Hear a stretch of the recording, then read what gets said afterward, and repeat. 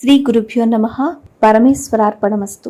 ఈరోజు మనం సూర్యుని మహత్యం గురించి చెప్పే కథ ఒకటి తెలుసుకుందాం. ఈ కథ పేరు రాజవర్ధనుని చరిత్ర. అదేంటి, దానికి సంబంధించిన విషయం ఏంటి అనేది ఈరోజు మనం తెలుసుకుందాం. పూర్వం దమనుడు అనే రాజుకు రాజవర్ధనుడు అనే కొడుకు పుట్టాడు.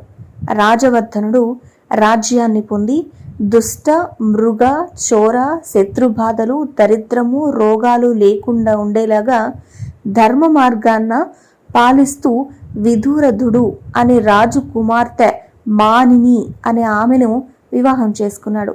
ఆమె వల్ల అనేక మంది సుతులను ఆయన పొందాడు.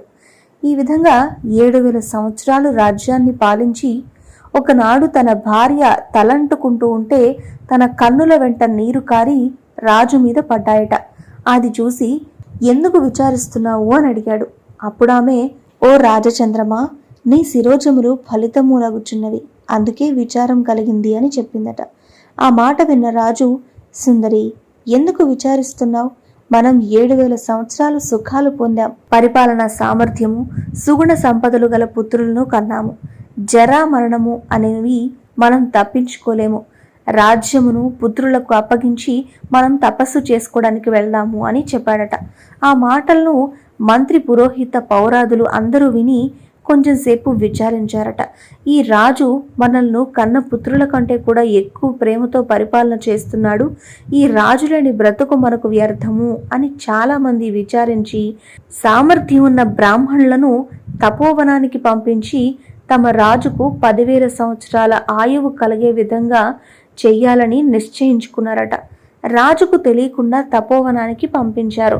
అప్పుడు ఆ బ్రాహ్మణులు సూర్యుని గురించి ఘోరమైన తపస్సు చేస్తే సూర్యుడు ప్రత్యక్షమై వారు కోరిన ప్రకారం రాజుకు 10,000 సంవత్సరాలు ఆయుర్దాయం ఇచ్చి వెళ్ళిపోయాడు.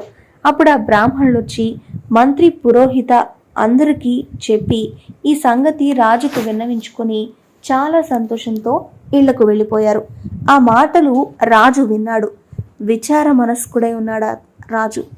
అప్పుడు రాజు భార్య రాజుని చూసి, రాజా, ఈ పురజనులందరూ సంతోషాన్ని పొందుతుంటే నువ్వెందుకు విచారంగా ఉన్నావు? నీ విచారానికి కారణమేంటి అని అడుగుతుంది. అప్పుడు రాజు విని, తరుణి, నాకిష్టమైన మీరందరూ ఉంటే నాకు 10,000 సంవత్సరాలు ఆయువు కలగడం మంచిది కాదు. మీరు లేకపోతే నాకు 10,000 సంవత్సరాల ఆయువు అనేది దుఃఖమే కదా.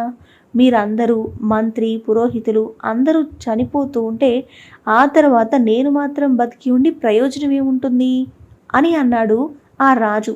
అప్పుడు రాజు భార్య అంటుంది, అలా అయితే మీరు ఆలోచించడం మంచి విషయమే అని చెప్తుంది.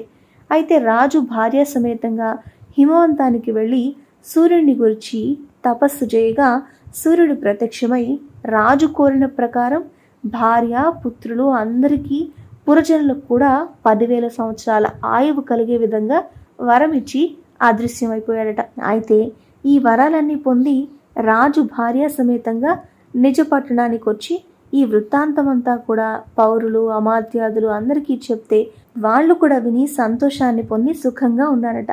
కాబట్టి క్రోస్టికి సూర్యుడిని ఎవరైతే ఆరాధిస్తారో వాళ్ళకి ఆయువు, ఆరోగ్యము, ఐశ్వర్యాలు కలుగుతాయి అని అనడంలో సందేహమే లేదు అని చెప్పారట.